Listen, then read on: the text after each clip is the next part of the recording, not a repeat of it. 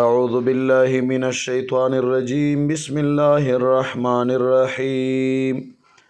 152 نمبر آیات تے سورة آل عمران سلورم سپارہ وَلَقَدْ أَوْخَمَخَ پا تحقیق سرا صدقكم اللہ رشتیا کڑا تاسو سرا اللہ تبارک و تعالی وعدہو خپل وعدا اس پاہا غٹیم کی تحسونہم چه تاسو دوی وجل بإذنه پا ارادہ دی اللہ حتی تر دې پورې اذا فشلتم کله چې تاسو بې زړه شوئ وتنازعتم او تاسو جګړه وکړه فی الامر په امر د نبی علیه السلام کې وعصیتم او تاسو نافرمانی وکړه من بعد ما وروستو د هغې نه اراکم چې وښودل الله تعالی تاسې ته ما هغه مال غنیمت تحبونه چې تاسو خوښولو منکم زنی د تاسو نه من هغه څوک یرید الدنیا چې اراده یې وه د دنیا ومنکم او زنی د تاسې نه من هغه څوک یرید الاخره چې اراده یې وه د آخرت ثم صرفکم بیا یې واړول الله تعالی تاسو عنهم د دوی نه لیبتلیکم د دې دپاره چې امتحان واخلي د تاسو نه الله تبارک وتعالی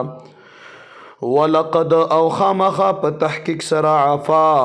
معافی کړی د الله تعالی عنکم تاسو ته والله او الله تبارک وتعالی ذو فضل خاوند فضل دی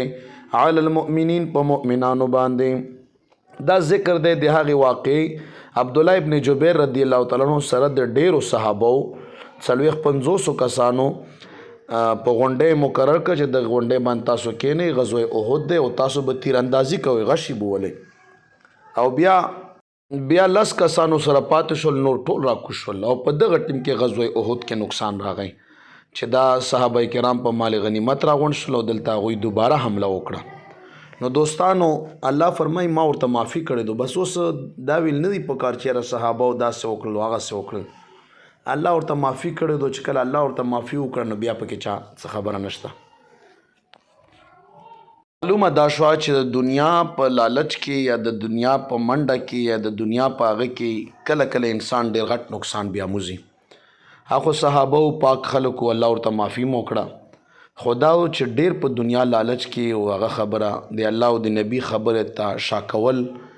یا هغه په خطایې یا په هیره باندې پرېښودل دا هم نه دی پکار نو الله تعالی زموږ تاسو له کامیابي راکړي او د الله او د نبي علیه الصلاة والسلام په احکاماتو کې کامیابی کامرانی د دواړو جهانو پراته نو الله تعالی موږ تاسو ایمان سلامت کی صدق الله العظیم